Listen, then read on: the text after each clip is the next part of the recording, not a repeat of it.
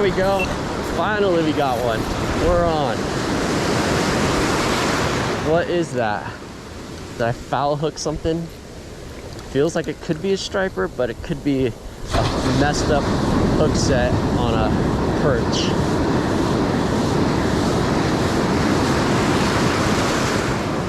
It has some weight. That's why I feel like it's hooked, like it's foul hooked.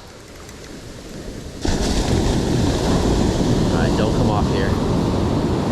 It's kind of pinned. White water, take it in. Keep the pressure on the line so it doesn't pop off.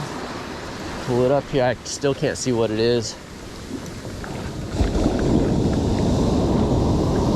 It is the tiniest striper. Again. Got hooked in the lip, but then it got hooked in the body too.